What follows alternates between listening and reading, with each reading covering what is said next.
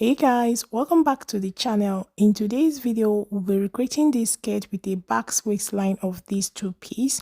We'll already have the tutorial of the top on the channel. The link to that tutorial will be in the description. Do not forget to like and share this video, and let's get right into the tutorial.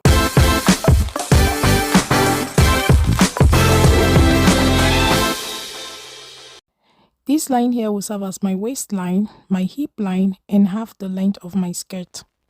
From my waistline to my hip line is 9 inches, and to half the length of my skirt is 20 inches. The full length of my skirt is 34 inches, so the rest of the measurement I will mark on the fabric. On the waistline, I will place half of my bust span of 4 inches to draw in my dart. I will square down this point. And on this line, I will go down 5 inches for the length of my dart and draw in my dart legs, ½ inch on both sides of the line. On the waistline, I'll place 1/4 of my waist measurement plus my 1 inch dart, for me is 8.5 inches. And on the hip line, I'll place 1/4 of my hip measurement of 10 inches and connect these 2 points. From the waistline, I will come down at 4 inches for the height of my backs, and from the hip line on the center front, I will come down at 2 inches and connect these 2 points. So if you don't want the basque on your center front to be long, you can use your hip line level. At the hem of the skirt, I will place 1/4 of my hip measurement of 10 inches and complete the side seam. So I'll go ahead and draft the back pattern on this side of the paper. So on the hip line, I'm placing 1/4 of my hip measurement of 10 inches and I'll square it up to the waistline. Then at the hem of the skirt, I'll place 1/4 of my hip measurement and connect this line, and this line becomes my center back line. On the waistline of the back, I'll place half of my bust span of 4 inches and 1/4 of my waist measurement plus 1 inch dart of 8.5 inches. I'll go ahead and create the dart. The length of my back dart is 5.5 inches.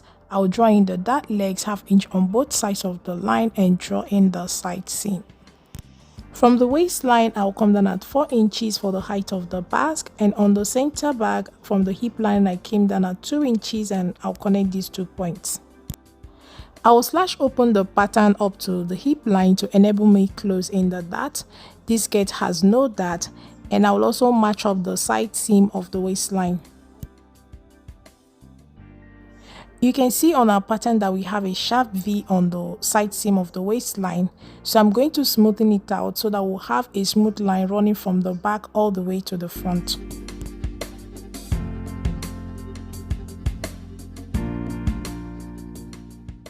So guys, I have smoothened out the waistline, and the difference is about 0.75 inch from the original waistline. Now I'm going to pinch my dart just a little bit to the back line to reduce the puffiness, but then the pattern is not flat.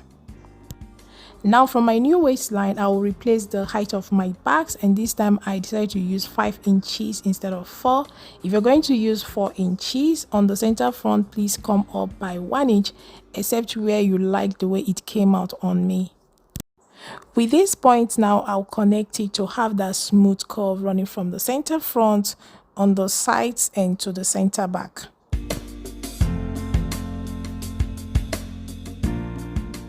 Once I'm happy with the curve, I will highlight my lines, add my zipper allowance, and cut out my pattern.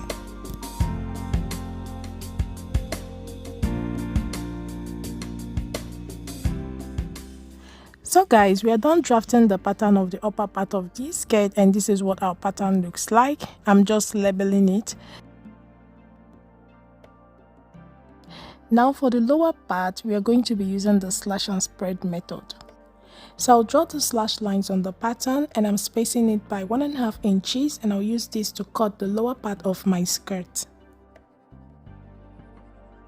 I have pinned my pattern in place following all the space on the pattern. Remember, it's not flat, and I have 2 pieces each for the front and back panel, meaning I'm cutting with the lining. I'll go ahead and add my seam allowance and cut it out. So guys, I've cut out my pattern, and this is what I have. I'll measure the back line to know how much to gather. On my front panel, measured 12.5 inches, and this includes my seam allowance. I will multiply the 12.5 inches by 2 because my fabric is on fold here, and this gave me 25 inches. Now for the fullness of my gathers, I will multiply this 25 inches by 2. This gave me 50 inches. But I want to use 3.5 yards for my total gathers. So if I divide the 3.5 yards by 2 for the front and back panel, each panel will get 1.75 yards, which is 63 inches. So I have folded my fabric into 2 here at 32 inches, and this includes seam allowance for the front panel.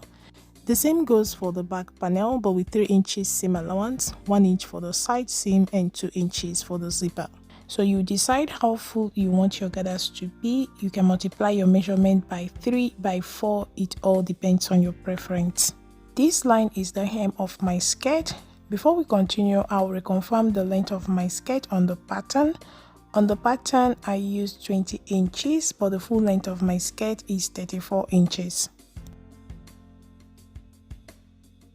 So I have marked the remaining 14 inches, which is the line you're seeing here, to make it up to 34 inches. So I'm going to place the 20 inches on this line to confirm the full length of the skirt, which is 34 inches. I'll go ahead and label the pattern and slash them open.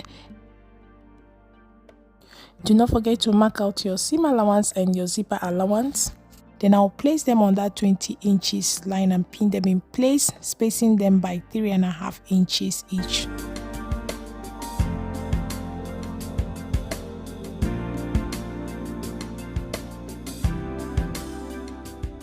Once everything is nice and okay, I will connect with a curved line like you see me doing in the video.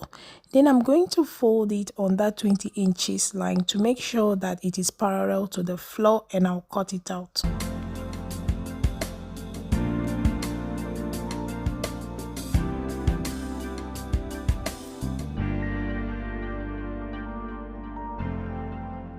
So guys, this is what I have. I'll be trimming off the excess later. I'm going to use the back panel to cut out the front panel. I have cut out the front panel. I folded in the zipper allowance on the center back of the back panel and matched it to the center front of my front panel, making sure every other thing matches, and I went ahead and cut out exactly what I have on the back panel. So guys, these are all the pieces I'll be working with. I have the lower part of the skirt for the front and back panel. I have the backs. I have 2 pieces each for the front and back panel. One will serve as the lining. I have some pockets here, and then my invisible zipper. I've gone ahead and added a shirt collar interfacing on the waistline and along the zipper of this skirt. This skirt is a bandless skirt. It does not have any band. So I'll go ahead and assemble it, and I'll do the same with the lining.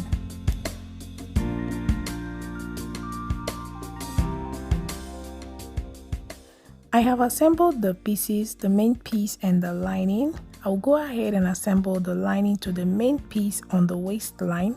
With their right side facing each other, I will attach with a straight stitch.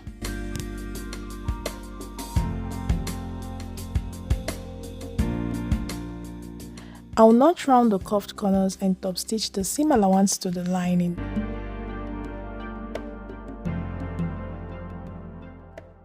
So guys, this is what my skirt is looking like so far. I will go ahead and stitch it round to have it in one place.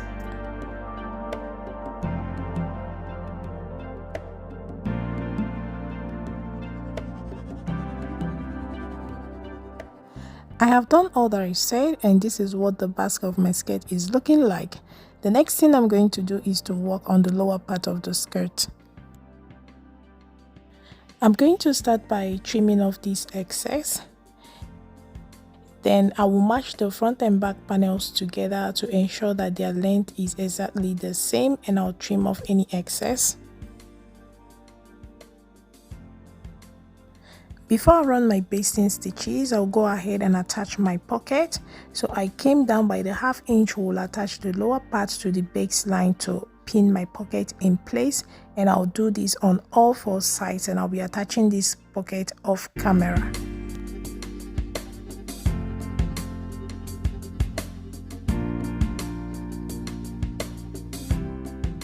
Once the pockets are sewn, I'll go ahead and run basting stitches on each panel of the skirt and gather it to the circumference of the basque of each panel. I have gathered each panel to their various back circumferences. I'll go ahead and attach the back panel to the front panel.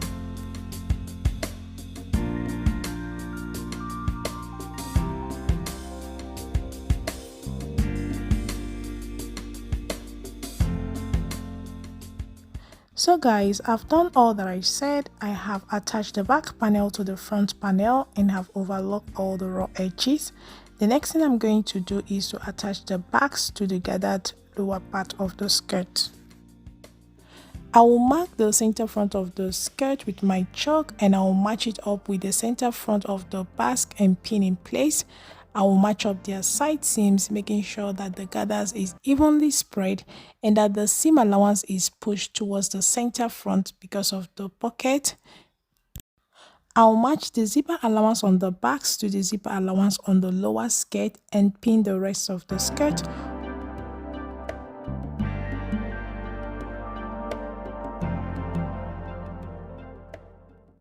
Once everything is properly matched, I will take it to my sewing machine and attach with a straight stitch, making sure the gathers are evenly shared.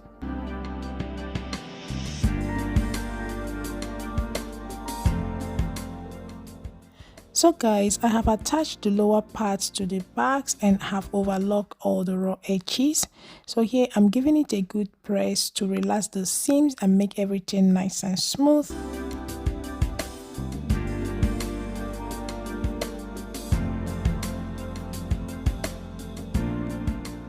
Then I'm going to loosely tag the pockets to the seam allowance on the basque to make it sit straight. This is optional.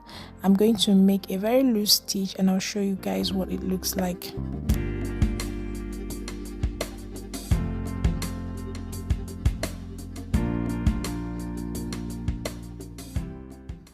So guys, I've made the stitches and this is what it looks like. Like I said, it's a very loose stitch. It's just a string of rope holding the pocket to the seam allowance.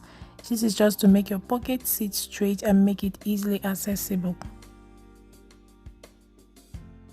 We are gradually coming to the end of this tutorial and this is what our skirt is looking like so far. I have secured the pockets to the seam allowance with a string of rope and have overlocked all the raw edges.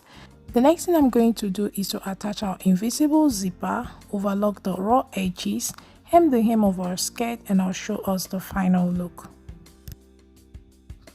Do not forget to like and share this video if you enjoyed it. Leave all your questions in the comment section. Do not forget to subscribe to the channel. The link to the Bustier crop top will be in the description, and until my next one, a bientôt!